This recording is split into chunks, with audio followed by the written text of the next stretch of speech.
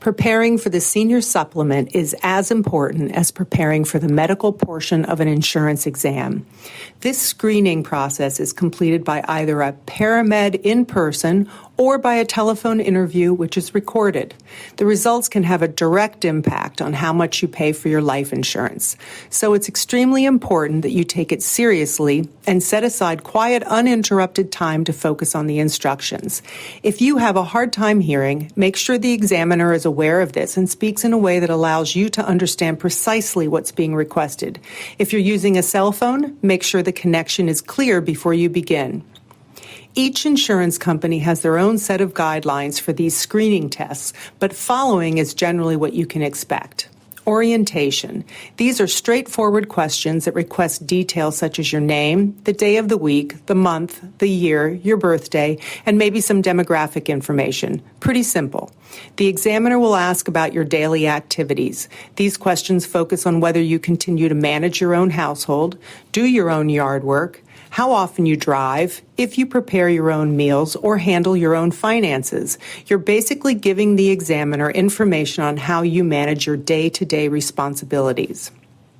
You'll be asked about your exercise habits and any hobbies you might have. Take this time to brag about everything you do to stay fit, active, and engaged.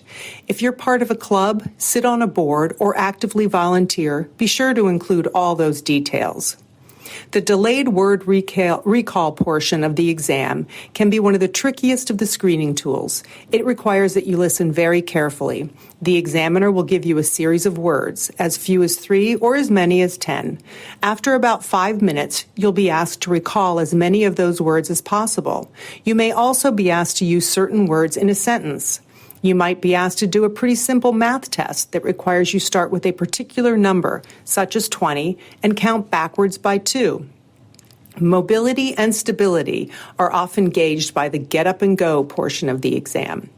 You will be asked to rise from a chair, walk a certain distance, return to the chair, and sit down.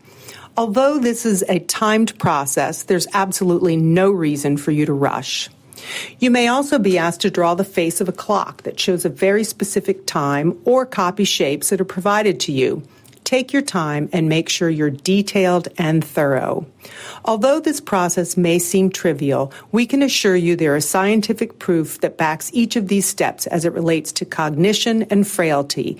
It is imperative that you take the process seriously. Your insurability may be greatly affected by your performance, and we want to make sure that you're fairly assessed. If you have any questions, please reach out to your financial advisor, and we wish you the best of luck.